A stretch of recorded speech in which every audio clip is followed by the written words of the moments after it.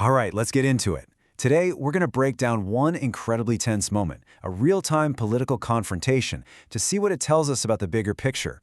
We're talking about the immense pressures that leaders face when politics, protest, and public safety all collide in one explosive incident. Just let that sink in. Imagine hearing that phrase, genocide supporter, hurled at the leader of your country. It is jarring, it's intense, and it drops us right into the middle of a super high-stakes situation. So what on earth leads to a moment like this? And what does it say about the fault lines running just beneath the surface of a society? Okay, so let's set the scene. We're at Lakemba Mosque in Sydney. This isn't just any mosque, it's the largest in all of Australia. The Prime Minister, Anthony Albanese, is there for Eid prayers, which is, a huge deal for the community. But what was supposed to be this moment of unity? Well, it turned into something else entirely. And things escalated fast.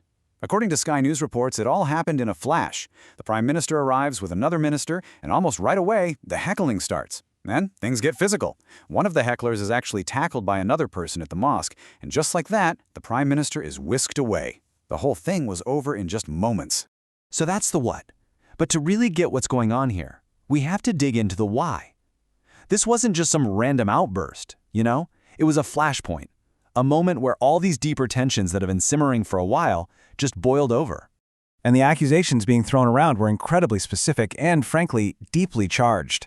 They called the Prime Minister a genocide supporter, a direct shot at the government's stance on the conflict in the Middle East. The chant, Allahu Akbar, was used not as a prayer, but as a political cry.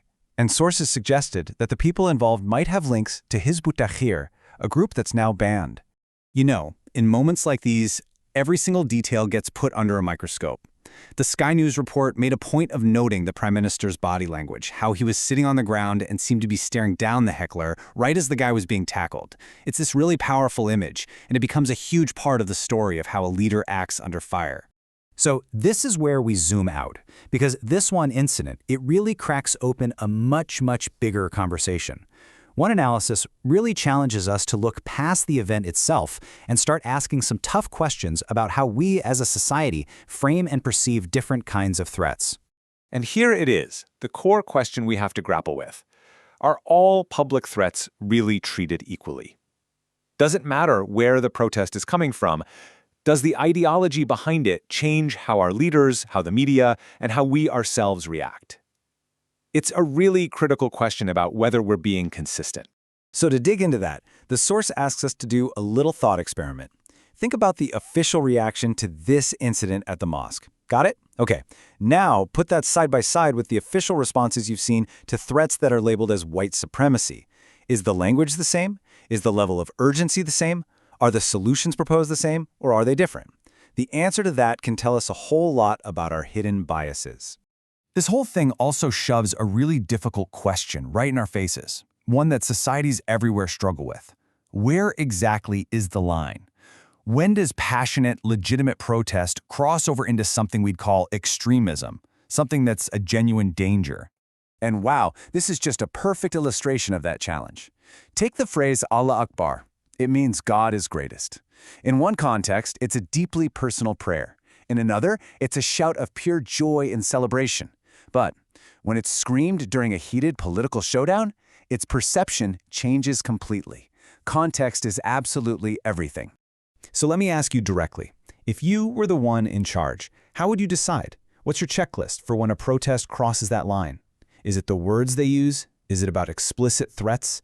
Does it matter who the protesters are affiliated with? This isn't just some academic question. It's the real-world dilemma that security agencies face every single day. And here's the crucial point. All of this stuff, the raw anger, the security concerns, the public perception, it all converges on that one leader in that one moment. They don't have time for a debate. They have to make a call right then and there. It's really like walking a tightrope, isn't it?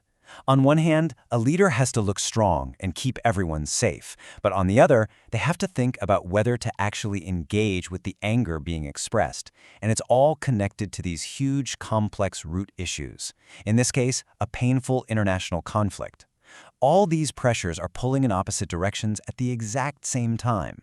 And we'll leave you with this final, really critical thought. The choices a leader makes in these flashpoints, they don't just disappear. They have long-term consequences. Who they choose to listen to, who they condemn, and maybe most importantly, who they ignore, all of that sends a powerful message.